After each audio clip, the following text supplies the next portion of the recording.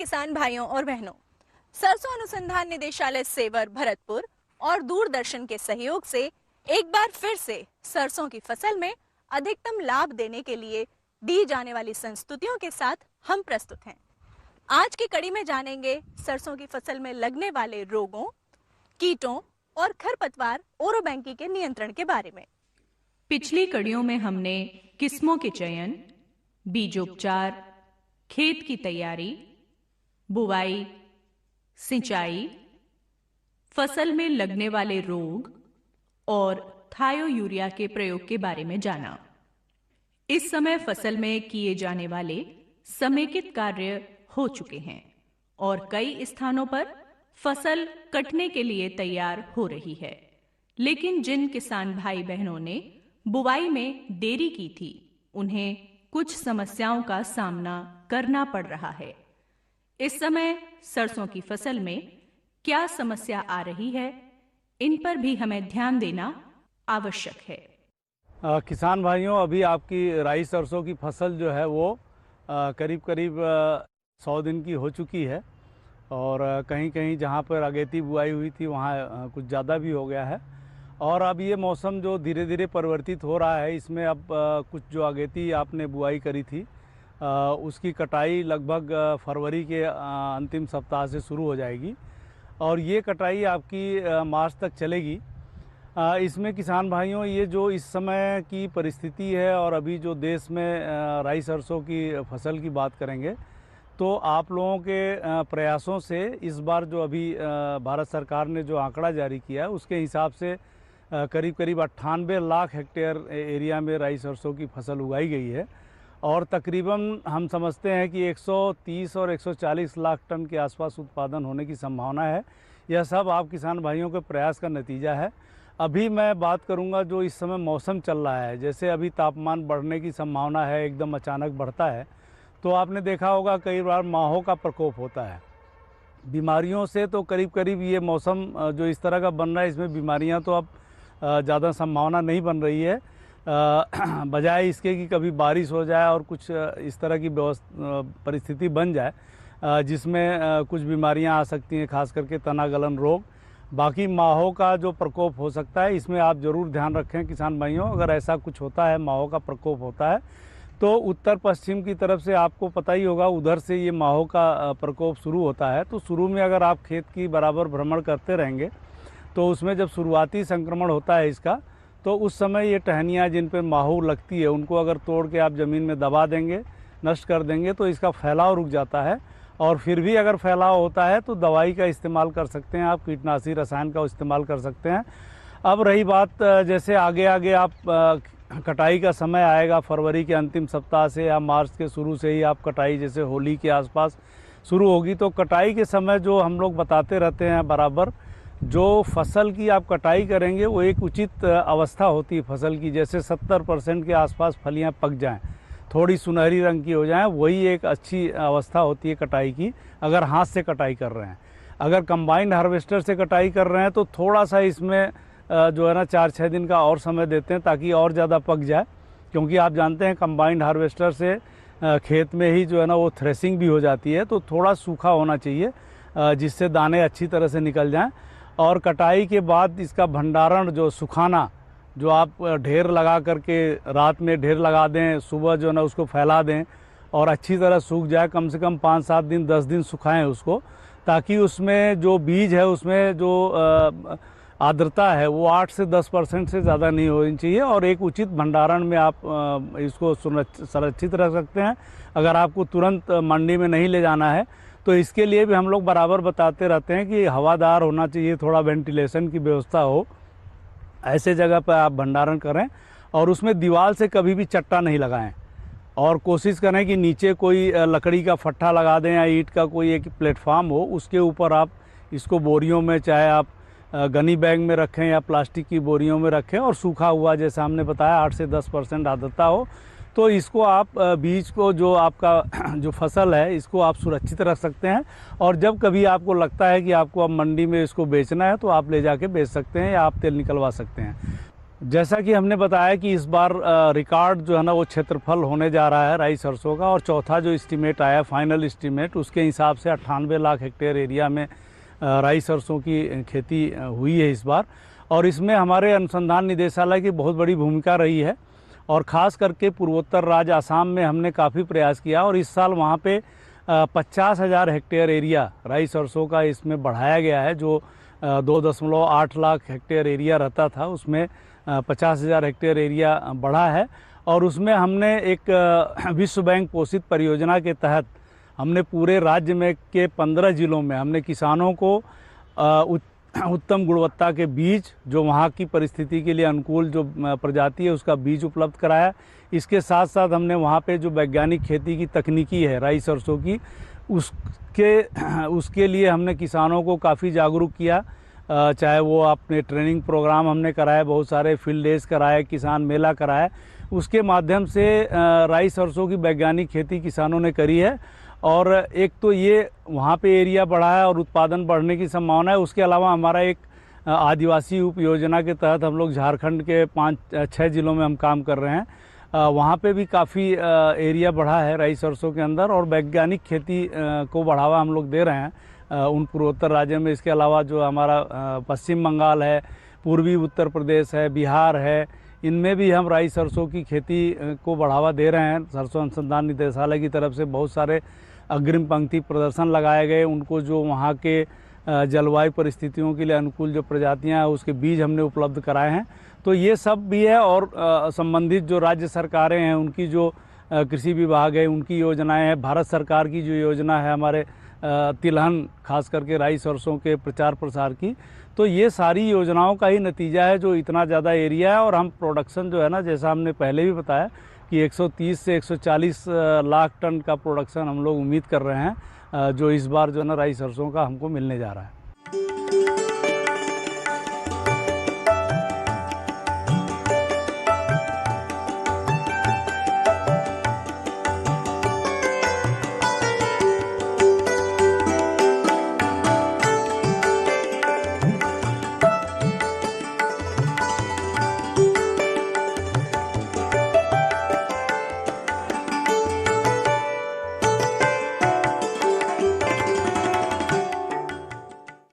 सरसों की फसल पकाव पर है, कई स्थानों पर फसल पक चुकी है। गर्मी मौसम में लगातार बढ़ती जा रही है, पारा ऊपर की ओर जा रहा है। इस समय सरसों की फसल में प्रकोप होता है माहू, चैंपा या एफिड का। ये कीट फसल के सारे पोषक तत्वों को चूस लेता है और फसल में बहुत बड़ी बर्बादी का कारण बनता है। आइए जानते हैं इसके प्रबंध के बारे में। किसान भाइयों, आज हम जो चर्चा करने जा रहे हैं वह है सरसों के अंदर लगने वाला एक प्रमुख कीट जो कि इस समय बहुतायत से दिखाई देने लगता है और आगे चल कर के सरसों का जो उत्पादन है उसमें विपरीत प्रभाव डालता है। जी हाँ, हम चर्चा कर रहे हैं आज सरसों के माहू चेपा कीट की, जिसे एफिड के नाम से भी जाना जाता है। किसान भाइयों, इस समय जब वातावरण में थोड़ा सा बदलाव आने लगा है, ठंड कम होने लगी है, थोड़ी बदली युक्त मौसम रहा है, हल्की बारिश भी हुई है, तो इस समय एक प्रमुख कीट जिसे हम बता रहा हूं कि जो चर्चा जिसकी हम कर रहे हैं वो है माहू चेपा। और इस माहू चेपा के बारे में आप सभी लोग जानते हैं कि यह कीट बहुत ही कोमल शरीर का, जैसा कि आप ये देख रहे हैं, बहुत ही कोमल शरीर का हल्के हरे रंग का कीट है। और यह कीट यहाँ पर उत्पन्न नहीं होकर के यह दूसरे प्रदेशों से, जहाँ पर ठंड रहती है, वहाँ से ठंडी हवाओं के साथ में जहाँ पे सरसों उत्पादक क्षेत्र हैं वहाँ पर शुरुआत में दिखाई देता है। शुरुआत इसकी हमेशा उत्तरी पश्चिमी दिशा से खेत के किनारे की तरफ से दिखाई देता है, यानी जिधर से ठंडी हवाएं आती हैं उस तरफ से इसका प्रकोप दिखाई देता है। और साथ ही ये जो किनारे के जो पौधे होते हैं इनमें सबसे पहले आता है, और धीरे धीरे करके जैसा मौसम इसके लिए अनुकूल रहता है वैसे वैसे करके ये तेज़ी से पूरे खेत के अंदर या पूरी सरसों की फसल में फैलने लगता है। यह कीट प्रमुखता से ऊपर की तरफ, यानी जहाँ पर पौधे का सबसे कोमल भाग रहता है, यानी जैसा कि आप ये देख रहे हैं जो पुष्प क्रम वाला भाग है जहाँ पर फूल बन रहा है वहाँ पर ये दिखाई देता है। और यहाँ पर यह कीट अपनी वंश वृद्धि करता है, यानी एक बार आकर के बैठ जाएगा, उसके बाद में चूंकि ये रस चूसक कीट है, रस चूसना शुरू कर देगा और रस चूसने के साथ साथ में ये अपनी वंश वृद्धि भी शुरू कर देगा। यानी इस कीट के अंदर अंडे नहीं दे करके सीधे बच्चे देने की क्षमता होती है, तो इनकी वंश वृद्धि बहुत तेजी से होने लगती है। और यह सभी कीट समूह के अंदर बहुत सारे कीट होते हैं, तो रस चूसते रहते हैं, और इन रस चूसने की वजह से जो पौधे का ऊपर का भाग है जहाँ पे फलियां बननी है, वह क्षेत्र आपका, जैसा कि आप ये देख रहे हैं, जो फलियां छोटी बनी हुई हैं ये भी विकृत आकार की होने लगती हैं। और कुछ बड़ी फलियां जिनके ऊपर अगर समूह में अगर बहुत सारा माहू चेपा लगा रहता है तो वो फलियां भी विकृत होने लग जाती हैं। ऐसी फलियों के अंदर किसी भी प्रकार का दाना नहीं बन पाता है, और दाना नहीं बनने की वजह से फसल के अंदर उत्पादन पे विपरीत प्रभाव पड़ता है। कई बार जब मौसम ऐसा अनुकूल कीट के लिए रहता है कि यानी हल्की बदली छाई रहती है, थोड़ी गर्मी तेज हो जाती है, यानी गर्मी हल्की बढ़ने लगती है ठंड के बाद में, उस समय ये तेजी से फैलने लगता है। और तेजी से फैलता हुआ ये पूरे खेत में एक समान लगभग इस कीट का 10 से लेकर के लगभग 100% तक नुकसान इस कीट की वजह से इस फसल के अंदर देखा गया है। और कई बार जब ऐसा होता है कि सरसों का पूरा पौधा जहाँ पर ये कीट लगा हुआ है ऊपर की तरफ, वहाँ पर धीरे धीरे करके जब कीट खत्म होता है उस समय फिर ये पूरा काला पड़ जाता है, जहाँ पर एक फफूंदी जो मोल्ड है उसकी वजह से वृद्धि होने लगती है।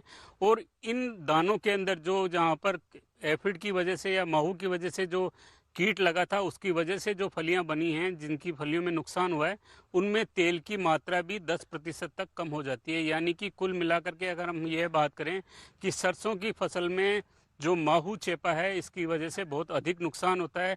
कई बार ऐसा होता है कि मौसम अनुकूल नहीं होता है, उस वजह से कीट अधिक नुकसान नहीं कर पाता है तो फसल बच भी जाती है। लेकिन कई बार जब कीट के लिए अनुकूल मौसम होता है तो यह नुकसान जो है लगभग 100% तक फसल के अंदर देखा जाता है। चूँकि यह कीट रस चूसक है, तेजी से वंश वृद्धि करता है और किनारे पे सबसे पहले आता है, तो इसके प्रबंधन उपाय में भी हमको यह ध्यान रखना है कि आप शुरुआती अवस्था के अंदर, जैसे आपको लगता है कि मौसम बदलने लगा है या आपको लगता है कि उत्तरी पश्चिमी दिशा खेत के किनारे की तरफ आप जा करके देखते हैं और हल्के हल्के से 1-2 कीट पुष्प क्रम में दिखाई देते हैं, उसी समय आप इन टहनियों को, जिनके ऊपर 1-2 कीट आए हुए होते हैं, इनको इस प्रकार से ऊपर की तरफ से तोड़ लें। तोड़ करके इनको इकट्ठा करते जाएं बाल्टी के अंदर और इनको कहीं पर ले जा करके मिट्टी में दबा देवें ताकि इनकी वंश वृद्धि वहीं पर रुक जाए। तो यह कार्य है बहुत ही शुरुआती में करने का। लेकिन अगर आपको लगता है कि खेत के एक मेड़ से दूसरी मेड़ तक अगर 5-7 लाइनों तक इस कीट का प्रकोप हो रखा है, तो ऐसी स्थिति के अंदर आप इनको टहनियों को नहीं तोड़ें और खेत के किनारे किनारे की तरफ से चलते हुए आप एक बार स्प्रे करें।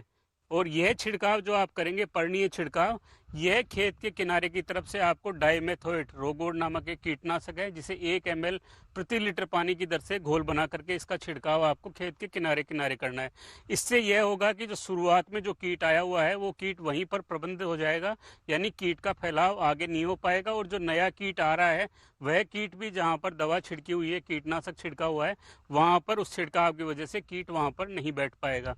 तो इस प्रकार से आप शुरुआती अवस्था के अंदर इसका प्रबंधन कर पाते हैं। लेकिन अगर आपको लगता है कि पूरे खेत में एक समान फैल गया है, तब भी आपको रोगोर डाइमेथोएट नामक जो कीटनाशक है ये 1 ml प्रति लीटर पानी की दर से घोल बना करके छिड़काव करें।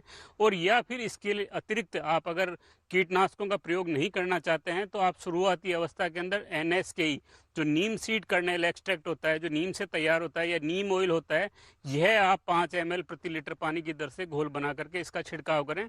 उससे भी आप आसानी से माहू चेपा का प्रबंधन कर सकते हैं। साथ ही किसान भाइयों, आपको ये जानने की बहुत ज़रूरत है कि इस समय बहुत सारे मित्र कीट भी इन कीटों को खाने के लिए, माहू चेपा को खाने के लिए फसल में दिखाई देते हैं, जिनमें लेडी बर्ड बीटल, कोक्सिनेला सबटम पंक्टेटा या ग्रेन लेसविंग, इस प्रकार के क्राइसोपर्ला, ये इस प्रकार के कीट हैं जो माहू चेपा को खाते रहते हैं। तो अगर इन कीटों की संख्या फसल में बहुत अधिक रहती है या काफ़ी दिखाई दे रहे हों, ऐसी अवस्था में आप कीटनाशकों का प्रयोग नहीं करें। उसके अतिरिक्त आप NSKE जो मैंने बताया, नीम आधारित जो कीटनाशक हैं, उनको प्रयोग कर सकते हैं। साथ ही किसान भाइयों, सबसे जागरूक रहने वाली बात यह है, चूँकि हमारे इस खेत के अंदर जहाँ पे सरसों उगी हुई है और फूल आ रहा है, उस समय मधुमक्खियाँ बहुतायत से आती हैं और मधुमक्खी परागण की क्रिया द्वारा फसल के अंदर उपज में वृद्धि करती है। तो अगर आप किसी भी प्रकार का कीटनाशक का छिड़काव करते हैं तो वह मधुमक्खी के ऊपर भी विपरीत प्रभाव डालता है। तो आप लोगों से एक गुजारिश और एक सलाह यह है कि आप कभी भी इस कीट के प्रबंधन के लिए, माहू चेपा के लिए, कभी भी इमिडाक्लोपिड, थाइमेथोक्सोम नामक जो कीटनाशक हैं उनका प्रयोग नहीं करें, चूँकि इन कीटनाशकों की वजह से मधुमक्खी के ऊपर विपरीत प्रभाव पड़ता है और यह विपरीत प्रभाव की वजह से मधुमक्खी फिर खेत में नहीं आती है। अतः आप हल्के कीटनाशक, जिसमें मैंने आपको बताया कि आप नीम आधारित कीटनाशकों का प्रयोग कर सकते हैं या फिर रोगोर का स्प्रे कर सकते हैं। साथ ही जब भी आप छिड़काव करें तो सबसे ज़रूरी सावधानी यह है कि आपको छिड़काव कब करना है। छिड़काव करना है आपको शाम के समय, यानी जब मधुमक्खी खेत से लौट करके अपने घरों की तरफ चली जाती है, बक्सों की तरफ चली जाती है, तो आपको लगभग शाम के 4 से 5 बजे के बाद में किसी भी प्रकार के कीटनाशक का छिड़काव करना है। अगर आप सुबह इन कीटनाशकों का छिड़काव करते हैं या दोपहर में छिड़काव करते हैं तो उससे मधुमक्खियां भी धीरे धीरे करके ख़त्म होने लगती हैं। तो मधुमक्खी को भी बचाना हम ही लोगों की जिम्मेदारी है, और साथ में हमारी सरसों का उत्पादन हमको अच्छा लेना है। तो आपको समय रहते कीट नियंत्रण, खास तौर से माहू चेपा का जो नियंत्रण है, अगर आप समय रहते कर पाते हैं तो आप आसानी से सरसों की फसल में अच्छा उत्पादन और अच्छा मुनाफा आप सरसों की फसल से ले सकते हैं।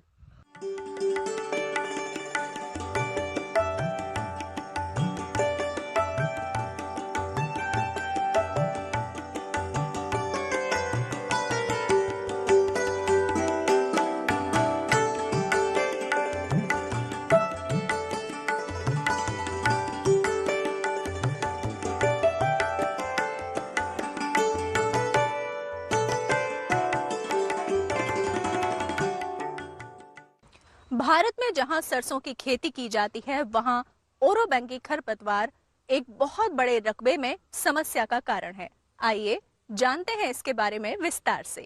किसान भाइयों, जैसा कि आप देख पा रहे हैं, ये एक परजीवी पौधा है, खरपतवार है, जो सरसों की जड़ों में लगता है। ये सरसों की फसल को बहुत नुकसान पहुंचाता है, कहीं कहीं पर 70% तक फसल का नुकसान हो जाता है। ये ओरोबैंगी को हम लोकल भाषा में गुड़िया भी कहते हैं, और इसको होली का मावा भी कहते हैं, और कई जगह अलग रूखड़ी भी कहते हैं। तो इस तरह से हमारे लोकल में, जैसे भरतपुर, आगरा, मथुरा, यहाँ पर इसको गुड़िया के नाम से जाना जाता है। ये बहुत ही हानिकारक पौधा है, सरसों की जड़ों में उगता है और बहुत नुकसान पहुंचाता है। पोषक तत्व लेता है सरसों की फसल से, जैसे पानी हुआ और जो भी पोषक तत्व हैं, नाइट्रोजन हुई, फास्फोरस हुई, पोटेशियम हुई, कार्बोहाइड्रेट्स हुए, और इनको ये लेता है और अपनी बढ़वार करता है, जिससे सरसों की फसल को नुकसान होता है। और ये मुख्यतः जहाँ पर बलुई मिट्टी है या बलुई दोमट मिट्टी है, वहाँ पर ज़्यादा पाया जाता है। सरसों की फसल बोने के 10 से 15 दिन में ये उगता है। उगने का कारण ये है कि सरसों की जड़ों में से कुछ केमिकल निकलते हैं, केमिकलों का स्राव होता है, जो ओरोबैंगी के बीजों को उत्तेजित करते हैं और उनका अंकुरण कर देते हैं। उसकी वजह से ये सिर्फ सरसों की फसल में ही लगता है। बाकी अन्य फसलें भी हैं, जैसे टमाटर है, बैंगन है, मिर्ची है और धनिया है, इनमें भी ये खरपतवार पाया जाता है। लेकिन हमारे इस एरिया में मुख्य रूप से ये सरसों की फसल में उगता है और नुकसान पहुंचाता है। जैसे कि आप देख सकते हैं कि ये बिल्कुल जहाँ पर सरसों के पौधे हैं वहीं पर ये उगता है, और ये सरसों की जड़ के अंदर से निकल के बाहर आ रहा है। और आप मेरे हाथ में जो लिया हुआ है उसको भी देख सकते हैं, ये सरसों की जड़ है जिसको इसने पकड़ रखा है, और ये दोनों बाद में एक हो जाते हैं। सरसों की जड़ ओरोबैंगी की इस गांठ से मिल जाती है और सारे पोषक तत्व जो सरसों की जड़ में है वो खींचती रहती है, मतलब अपना ये भोजन इससे ग्रहण करती है सरसों की जड़ से। तो इस तरह से ये सरसों की फसल को फिर कमज़ोर कर देता है, शाखाएं कम बनती है, बढ़वार कम होती है, फिर फलियां कम लगती है, और इस तरह से एक तरह से बिल्कुल कैंसर की जैसे होता है। ये जैसे आदमी में कैंसर लग जाता है, एक बार अपनी ग्रोथ करता रहता है और इंसान को कमज़ोर कर देता है, उसी तरह से ये सरसों की फसल में नुकसान करता है। हमारे राजस्थान में मुख्य रूप से करीब 1 से 1.5 मिलियन हेक्टेयर एरिया इस खरपतवार की वजह से प्रभावित है सरसों की फसल के अंदर, और ये काफ़ी नुकसान कर रहा है। और दिनों दिन इसकी जो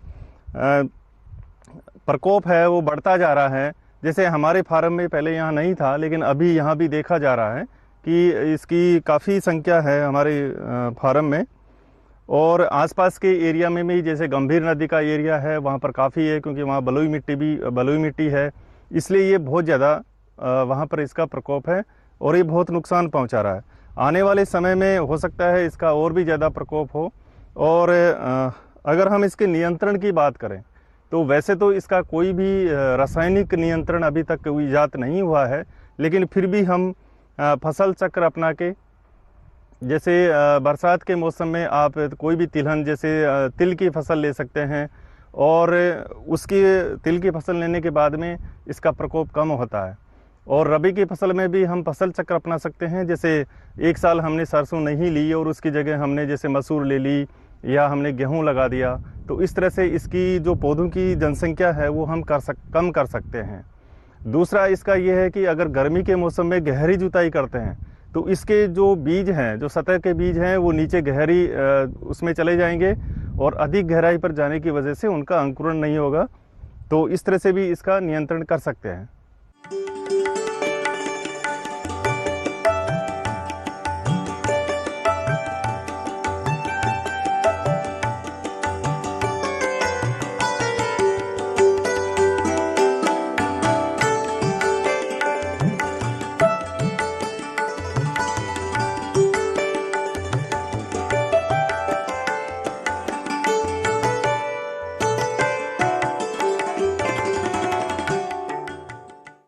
सरसों की फसल रोगों और कीटों के प्रति बहुत अधिक संवेदनशील होती है।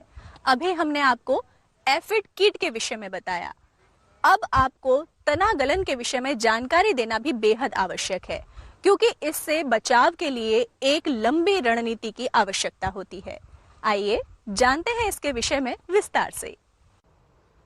किसान भाइयों, जो चर्चा आज हम करने जा रहे हैं वह है सरसों के अंदर आने वाला एक प्रमुख रोग, जो कि इस समय बहुत तेज़ी से दिखाई देने लगता है और किसान भाई इसकी पहचान भी फसल के पकाव के समय करते हैं। किसान भाइयों, इस रोग का नाम है तना गलन और इस रोग की शुरुआत हो जाती है जनवरी के प्रथम सप्ताह से लेकर के दूसरे और तीसरे सप्ताह तक। यानी इस समय इस रोग का प्रकोप बहुत तेज़ी से फैल चुका है और यह रोग अब नए सिरे से इस समय जब तापमान में वृद्धि होने लगती है तब नहीं फैलाव करेगा, परंतु जो रोग अभी तक आ चुका है वह इस वातावरण के अंदर फैलते हुए आगे चल करके पौधों के अंदर तनागलन रोग पैदा कर देता है, जिससे फसल जब पकाव में आएगी उस समय आपको कुछ पौधे फसल के अंदर टूटे हुए दिखाई देंगे या सूखे खड़े हुए दिखाई देंगे।